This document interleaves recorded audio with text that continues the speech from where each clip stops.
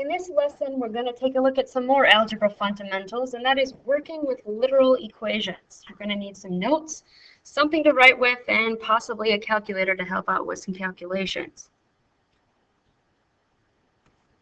First, let's start with what is a literal equation? Well, it's basically an equation that has more than one variable in it. Many times we take a look at these and maybe call them formulas, if you will. So you've used some literal equations, or you will use a literal equation in chemistry, physics, geometry. Basically, it's those formulas that contained a lot of variables in them.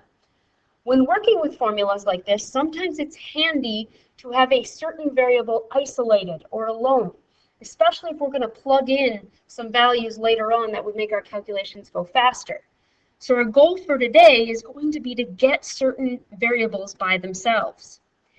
Let's start with this one. This is our first example. Here's a formula you may recognize. It's the formula for circumference of a circle. C equals 2 pi r. Our goal is to solve for r. Now that doesn't mean that we're going to get r equals 2 or anything. What we're going to do is rearrange this formula using math or using our math rules to get the r by itself, isolate the r. As you can see in this formula, r is located right here. That stands for radius. We need to find a way to get r by himself. In front of the r is a 2 and a pi. What's happening with 2, pi, and r? Well, they're all being multiplied right now. That's what this means. So in order to undo the multiplication of 2 pi times the r, we essentially need to do the opposite. If this is 2 pi r, then we need to divide by the 2 and the pi in order to make those cancel or become 1. So I'm going to divide this side by 2 and pi, but what I do on one side, I need to remember to do to the entire other side of this equation to maintain balance. You can see that now the r is isolated, but the other side of my equation isn't a number. It's in fact a different looking formula. It's c divided by 2 pi. This is my answer. If it says to isolate the formula for a given variable, my answer is going to be another formula, just written in a different way. So this is c divided by 2 pi, and that in fact will equal the value of r. R is by himself. This problem is done. Let's look at another one.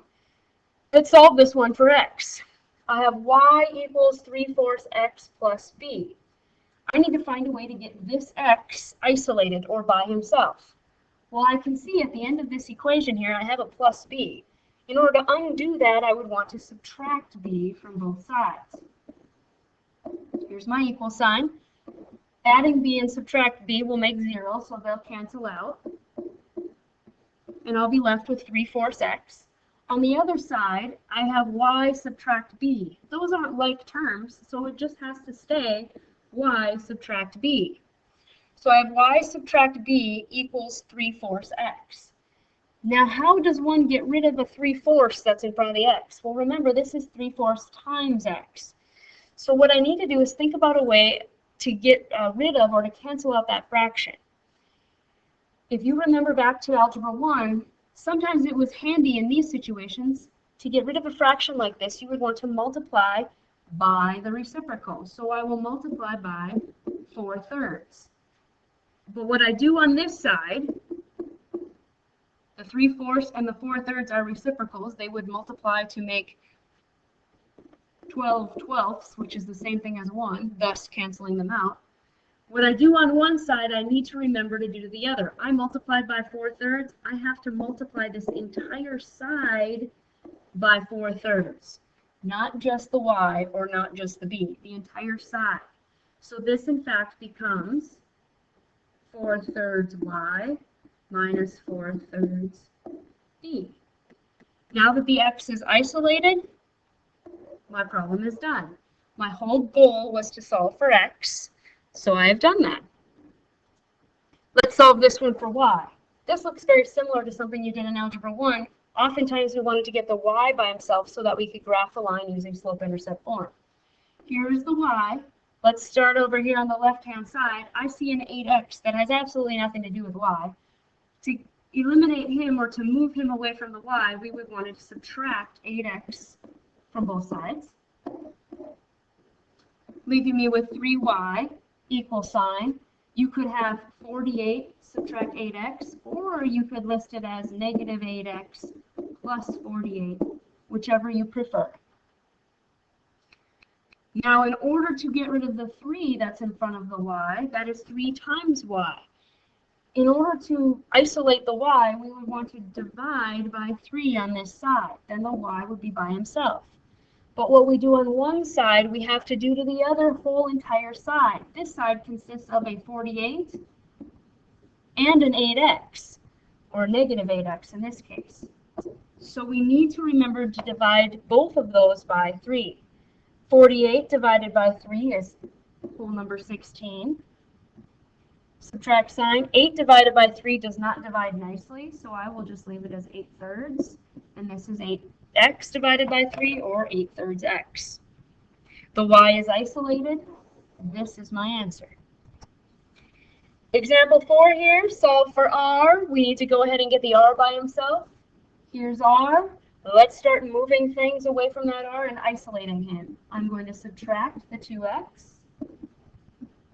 This becomes p, subtract 2x. Those are not like terms. One is a p and one is an x. You cannot subtract those. I have 2 pi r left. We've done something with 2 pi r before, remember? This is 2 times pi times r, so in order to eliminate the 2 in the pi, we would want to divide by 2 pi. Since they were multiplied, we would divide. That leaves the r by himself, but what you do on one side, you must do to each term on the other side. That means the p gets divided by 2 pi, as well as the 2x is divided by 2 pi. P divided by 2 pi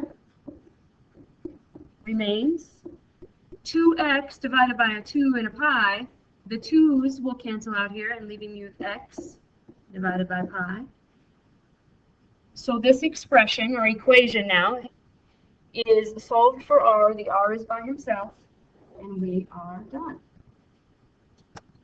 Okay, last one, solve for a.